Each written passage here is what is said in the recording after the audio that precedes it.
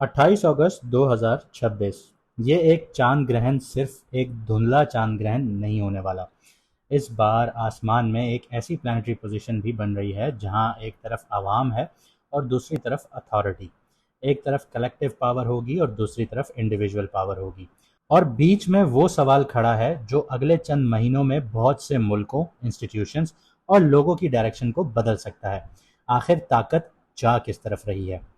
आगे वीडियो में बढ़ने से पहले मैं आपको इतना बता दूं कि ये वीडियो चांद ग्रहण पर है और इसका असर अगले 6 महीने तक होगा, 28 अगस्त से ऑनवर्ड्स। और चांद ग्रहण किसी भी पॉइंट को ट्रिगर करने के लिए आता है, यानी आपकी ज़िंदगी के किसी भी, आप ये कह लीजिए, एरिया को ट्रिगर करने आता है जिस वक्त प्लानिटरी पोजीशन वहाँ पे बैठी होती है।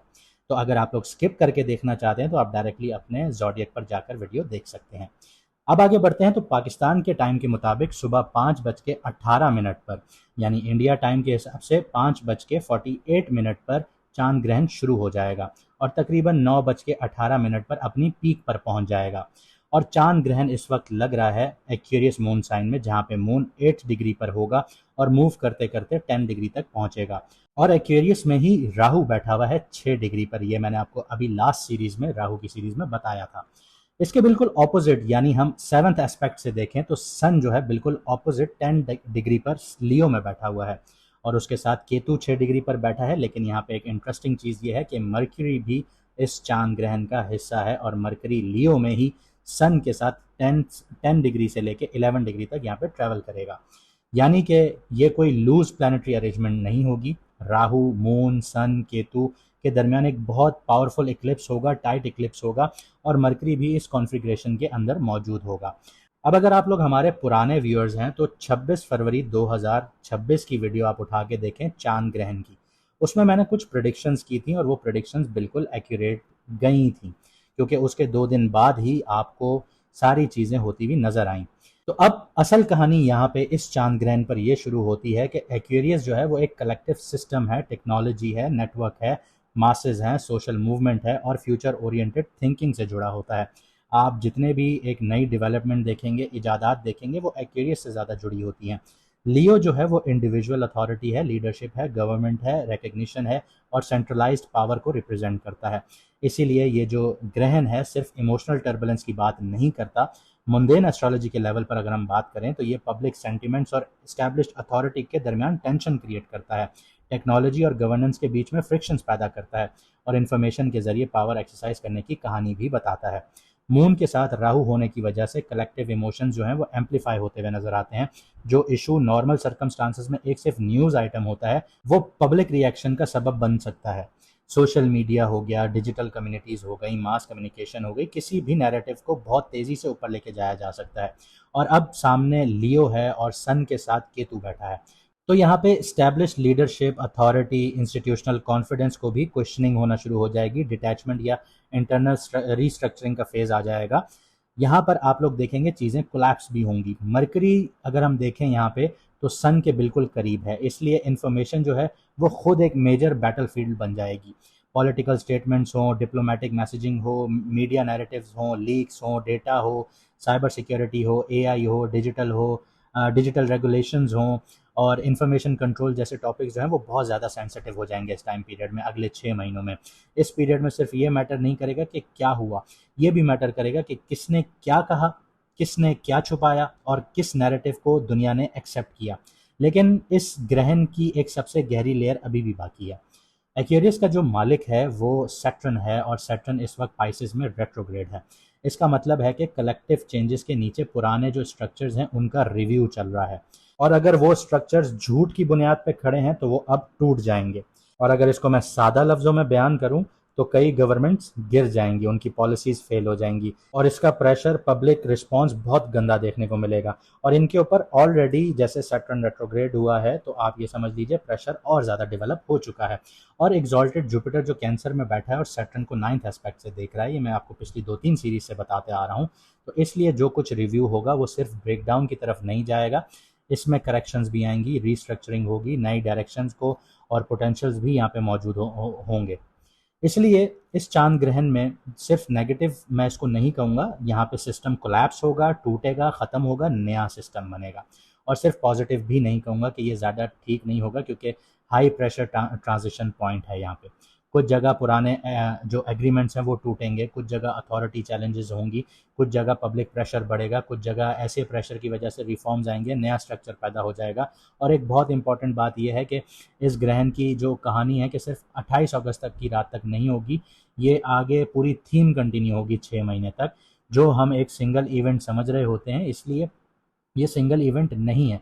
इसलिए हम इस रीडिंग में देखेंगे कि अगले जो 6 महीने होंगे रफली, इसमें एक्वेरियस और लियो का जो एक्सेस है, ये आपके जो करियर है, अथॉरिटी है, पब्लिक इमेज है, टेक्नोलॉजी है, रिलेशनशिप्स हैं, फाइनेंसेस हैं, कलेक्टिव मूवमेंट्स को कैसे एक्टिवेट करता है।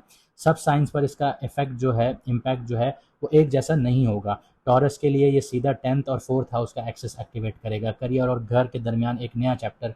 इसके अलावा एक्वेरियस के लिए 1st और 7th हाउस का चैप्टर एक्टिवेट करेगा। सैटर्न इनके 1st हाउस का लॉर्ड है। तो इस तरह हम देखेंगे कि ये आपके किन किन घरों को एक्टिवेट करेगा, कौन साढ़े साथी में, कौन ढैया पर है, किसके लिए बहुत मुश्किलात आ सकती हैं। तो यहाँ पर ये सारी चीज़ें देखेंगे।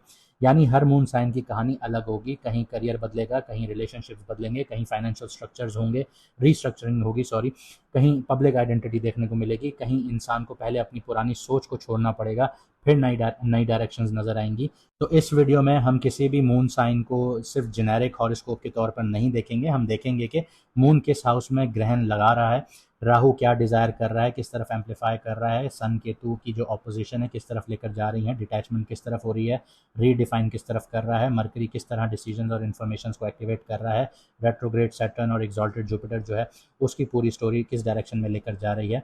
और इसके अलावा अगर आपको आपका मून साइन नहीं पता तो कमेंट सेक्शन में अपनी ओरिजिनल डेट ऑफ बर्थ लिखिए, आपको आपका मून साइन बता दिया जाएगा। और अगर आप लोग अपनी पर्सनल लाइफ, करियर डायरेक्शंस की, बिजनेस की, रिलेशनशिप्स की, फाइनेंस की या फ्यूचर के किसी स्पेसिफिक मसले को कुंडली के मुताबिक समझना चाहते हैं तो स्क्रीन पर दिए गए व्हाट्सएप पर मैसेज करके आप लोग अपॉइंटमेंट बुक करवा सकते हैं। याद रखिए 50% ऑफ है अपॉइंटमेंट्स पर और लिमिटेड टाइम के लिए है। अब क्योंकि यहाँ पे सवाल पैदा हो जाता है कि इस इक्लिप्स में क्या होगा, इस ग्रहण में क्या होगा, असल सवाल ये नहीं है, असल सवाल ये है कि क्या बदलने जा रहा है, उसके बाद आपकी ज़िंदगी की डायरेक्शन किस जगह जाएगी। अब देखते हैं कि 28 अगस्त का जो चांद ग्रहण है आपके मून साइन के लिए क्या चैप्टर खोल रहा है। अब बात करते हैं पाइसेस मून साइन वालों की। तो जैसे मैंने आपको बताया 28 अगस्त को चांद ग्रहण लग रहा है, लेकिन लग आपकी कुंडली के 12th हाउस में रहा है। और अगले 6 महीने जो हैं वो आपकी ज़िंदगी का सबसे इंपॉर्टेंट थीम एक्टिव होगा कि क्या छोड़ना है, कहाँ से निकलना है और किस नई डायरेक्शन के लिए जगह बनानी है। तो 12th हाउस जो है वो फॉरेन लैंड्स का है, रिलोकेशन का है, रिमोट वर्क का है, ओवरसीज कनेक्शंस का है, एक्सपेंसेस का है, स्लीप का है, आइसोलेशन का है, बिहाइंड द सीन एक्टिविटी का है और क्लोजर का घर होता है। इसलिए ये इक्लिप्स आपको नेसेसरली किसी एक ड्रामेटिक इवेंट के ज़रिए नहीं बल्कि धीरे धीरे ये रियलाइज़ करवाएगा कि जो इन्वायरमेंट, रूटीन या अटैचमेंट आपको पीछे रोक रही थी उससे अब डिस्टेंस बनाना बहुत ज़रूरी हो गया है। अगर आप काफ़ी अरसे से फ़ॉरेन मूव का सोच रहे हैं, किसी इंटरनेशनल कंपनी के लिए अप्लाई कर रहे हैं, आप लोग रिमोट वर्क करना चाह रहे हैं या किसी दूसरी सिटी में शिफ्ट होना चाह रहे हैं या उसकी प्लानिंग कर रहे हैं, तो अगले 6 महीने में वो थॉट्स प्रैक्टिकल फॉर्म में हो सकती हैं।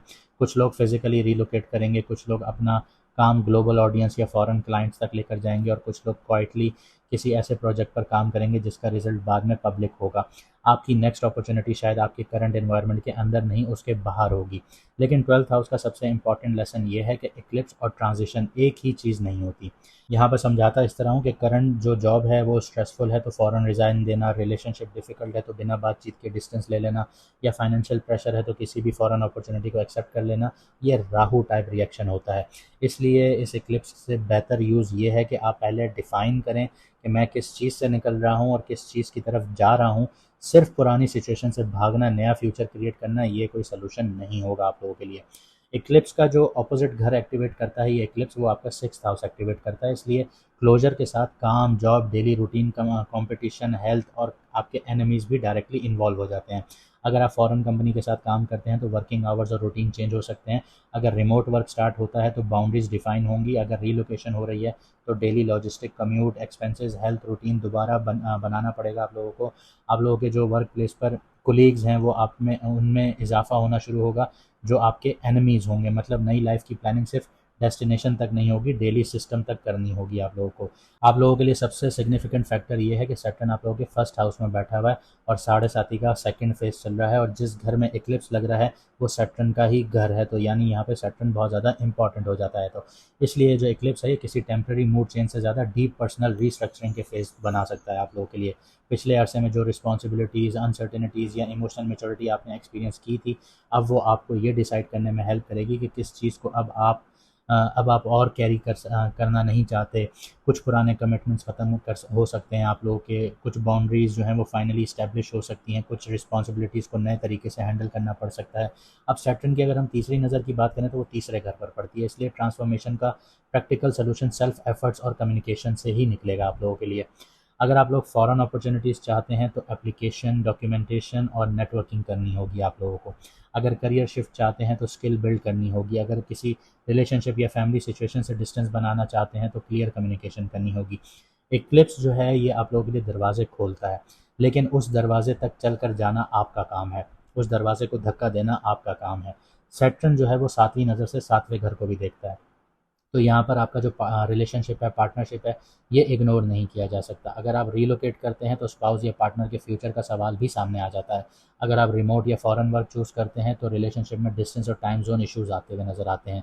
एग्जिस्टिंग रिलेशनशिप को सर्वाइव करवाने के लिए फीलिंग्स नहीं, प्रैक्टिकल प्लानिंग भी यहाँ पर ज़रूरत पड़ेगी। जो लोग सिंगल हैं उनको लॉन्ग डिस्टेंस, फॉरेन या फिर ऑनलाइन कनेक्शन की पॉसिबिलिटीज़ जो हैं ये जोन्स एक्टिवेट हो जाते हैं, लेकिन आइडियलाइजेशन से बचना बहुत ज़रूरी है। सैटर्न की 10वीं नज़र को अगर हम देखें तो वो 10th हाउस पर पड़ती है और ये कार्मिक नज़र होती है, और यहाँ इक्लिप्स का 12th हाउस जो स्टोरी है वो डायरेक्टली करियर तक पहुँच जाती है। कुछ पाइसेस नेटिव्स के लिए अगले 6 महीने में जो जॉब स्ट्रक्चर है, एम्प्लॉयर है, प्रोफेशनल रोल है या वर्क इन्वायरमेंट है वो चेंज होता हुआ नज़र आता है। Foreign company, remote positions, confidential projects या बिहाइंड द सीन रोल के इंपॉर्टेंस बढ़ जाती है आप लोगों के लिए। करियर का नया डायरेक्शन पहले ग्लैमरस ना लगे आप लोगों को, लेकिन लॉन्ग टर्म में वो ज़्यादा अलाइंड होगा आपकी ज़िंदगी में। फाइनेंशियली बात करूँ तो 12th हाउस जो है वो नेचुरली एक्सपेंसेस को एक्टिवेट करता है, तो relocation, travel, education, technology, accommodation या फैमिली सपोर्ट की वजह से स्पेंडिंग बढ़ती हुई नज़र आती है। इसलिए अगले 6 महीनों में बजटिंग उसको ऑप्शनल नहीं समझना आप लोगों ने। इनकम बढ़ाने के बावजूद अगर एक्सपेंसेस उससे तेज़ बढ़ गए हैं तो आपको ग्रोथ का एहसास ही नहीं होगा। फॉरेन अपॉर्चुनिटी को इवैल्यूएट करते वक्त सैलरी से ज़्यादा net savings, living cost, tax, insurance और लॉन्ग टर्म फाइनेंशियल स्टेबिलिटी ज़रूर देखिएगा। आपके लिए एक और प्रैक्टिकल एरिया जो है वो स्लीप और मेंटल रिकवरी का है, क्योंकि 12th हाउस एक्टिवेशन से 7.5 का जो मिडल फेज़ है ये मिलकर आपके माइंड को कंटिन्यूसली फ्यूचर के बारे में सोचने पर मजबूर कर देते हैं। अगर आप रात को भी वर्क मैसेजेस देखते हैं, फ्यूचर प्लानिंग करते हैं या फाइनेंशियल वरीज़ में बिज़ी रहते हैं तो एनर्जी ड्रेन होगी। इस पीरियड में प्राइवेट टाइम, प्रॉपर स्लीप और डिजिटल बाउंड्रीज जो हैं वो लग्जरी बिल्कुल भी नहीं होंगी, ये परफॉर्मेंस की रिक्वायरमेंट होंगी आप लोगों के लिए। फैमिली के हवाले से बात करूं तो यहाँ पे डिस्टेंस आता हुआ नज़र आता है, किसी फैमिली मेम्बर की वजह से रीलोकेशन प्लान जो है वो डिले होते हुए नज़र आते हैं। आपको फैमिली से टेम्प्रेरी डिस्टेंस एक्सेप्ट करनी पड़ सकती है। कुछ लोग पेरेंट्स से रिलेटेड रिस्पॉन्सिबिलिटीज़ की वजह से फॉरेन अपॉर्चुनिटी को रिकंसिडर करते हुए नज़र आते हैं। इसलिए हर डिसीजन को सिर्फ इंडिविजुअल सक्सेस के नज़रिए से नहीं देखना आप लोगों ने, क्योंकि आपके मूव का जो इम्पैक्ट होगा वो पूरे सपोर्ट सिस्टम पर होगा। ये भी आप लोगों ने इवैल्यूएट करना है। करियर से हवाले बात करूं, करियर के हवाले से तो पर्सनल आइडेंटिटी के लेवल पर ये इक्लिप्स आपको एक इंटरेस्टिंग रियलाइजेशन देगा। शायद आपको अब वो काम नहीं चाहिए जो सिर्फ सिक्योर है, आपको वो काम चाहिए कि आपकी एक्चुअल लाइफ डायरेक्शन के साथ फिट होता हुआ नजर आए। इसलिए कुछ लोग जो हैं वो खामोशी से करियर प्लानिंग करेंगे, स्किल अपग्रेड करेंगे, फ़ौरन एप्लीकेशन सबमिट करेंगे या एक साइड प्रोजेक्ट को प्रिपेयर करेंगे, और इसके विजिबल जो रिजल्ट्स हैं वो आपको अगले 6 महीनों में नज़र आना शुरू होंगे। अगले जो रफली 6 महीने हैं वो आप लोगों के लिए क्लोजर का मतलब जो होगा वो लॉस नहीं होगा, स्पेस क्रिएट करना है। जॉब जो पुरानी जॉब है आप लोगों की, पुराना रूटीन है, पुरानी एक्सपेक्टेशंस हैं, पुरानी अटैचमेंट्स हैं, ये पुराने कोई खौफ हैं, जो चीज़ आपको आगे नहीं लेके जाने दे रही थी उसकी जगह खाली करनी पड़ सकती है आप लोगों को। लेकिन आखिर में जो जगह बनती है उसमें तभी नया चैप्टर आ सकता है जब आप उस जगह को कॉन्शियसली फिल करेंगे, तभी आपके लिए एक मीनिंगफुल स्टार्ट होगा। तो बस ये समझ लीजिए कि इस ग्रहण का मतलब ये नहीं है कि आपने चीज़ों से भागना है, ट्रांजिशन करना है। अगर आप सिर्फ थक कर पुरानी लाइफ से निकलते हैं तो राहु आपको एक जगह से दूसरी जगह ले तो जाएगा, लेकिन अगर आप क्लियर डायरेक्शन में चलते हैं, फाइनेंशियल प्लानिंग करते हैं, रियलिस्टिक करियर की स्ट्रैटेजी के साथ मूव करते हैं, तो यही ग्रहण का जो टाइम पीरियड है ये आपके लिए एक ऐसी ज़िंदगी की बुनियाद बना सकता है जो आपकी करंट रियलिटी से कहीं ज़्यादा अलाइंड होती हुई नज़र आएगी। और अगर आपने ये सब नहीं किया तो राहु आपको लेके तो जाएगा आगे, लेकिन उसी स्पीड से नीचे भी लेके आएगा, अगर आपने राहु की सीरीज़ देखी है तो। उम्मीद करता हूँ आपको वीडियो पसंद आई होगी। अगर ऐसा है तो वीडियो को लाइक ज़रूर कीजिएगा, शेयर कीजिएगा, कमेंट सेक्शन में अपनी राय ज़रूर दीजिएगा। मुझे दीजिए यहाँ से इजाज़त, मिलते हैं अगली वीडियो में सितारों के सफ़र पर।